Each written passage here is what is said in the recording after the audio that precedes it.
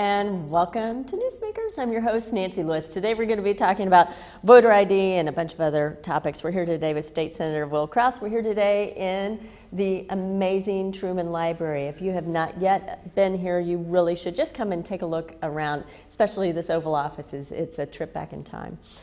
Okay, so let's talk a little bit about voter ID. I know that this is something that you feel strongly about.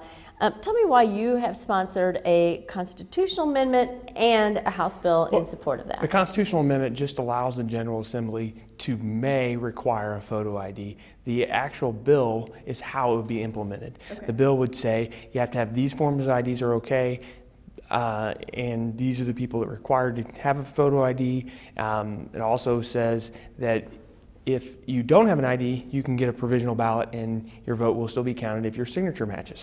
Now, this has gone through in other states. Have you gotten feedback from people in those states as to how it's gone there? It's gone very well. In Georgia, record number of turnout after they've implemented voter ID. I think people go vote afterwards because they know their vote counts. Just there's no fraud going on, or this helps to control the fraud in the system.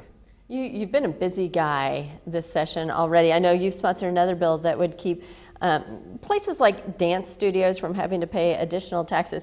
It seems a little random when we're talking about dance studios. How did that one come your way? Well, we have a gymnastics studio here in Lee Summit that was audited and never collected sales tax before, but the Department of Revenue said, hey, you were supposed to be collecting sales tax, so we want back 3 years of back taxes, which is a large sum of money, and he doesn't have it, and no one ever told him that he was supposed to collect sales tax.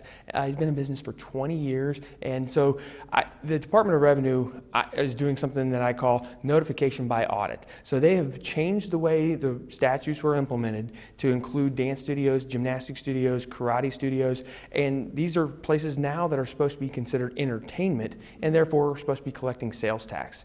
I think it's unfair to not notify them prior to, and so we are doing 3 different bills. One clarifies who's supposed to be collecting the sales tax. Another says that you have to notify them when that change happens. If you don't notify them, they don't have to pay. And the other was changing the burden of proof from the taxpayer to the Department of Revenue. Right now, you're guilty till proven innocent. We believe the taxpayer should be innocent until proven guilty. Yet another thing that you're busy. You're doing a lot of things. So I think last year, didn't you pass a bill last year making it easier for deployed soldiers to vote? Wasn't that last year? To get an absentee ballot. To get an absentee ballot. So yeah, I remember that. So this year, you are kind of expanding on that, and you are trying to make it easier for soldiers to run for office. Right. Right now, before the law passed, the governor's already signed this into law, but before it passed, if you were deployed, you could still file for office, but you couldn't file on the first day and become first on the ballot. So what we said is it's not right if you're deployed that you don't get that opportunity to be first on the ballot. So you can send somebody in your absence to file for office and get to draw that number so you get a chance to be first on the ballot. The governor signed it earlier in the year, and we're glad to be able to continue to support our military that are deployed. We have very little time left. If there's one thing that gets passed this session, and you'll be happy if it gets passed, what is it? Tax cuts. I want to pass something that cuts taxes for Missourians. I had a feeling that was going to be your answer. Thanks a lot.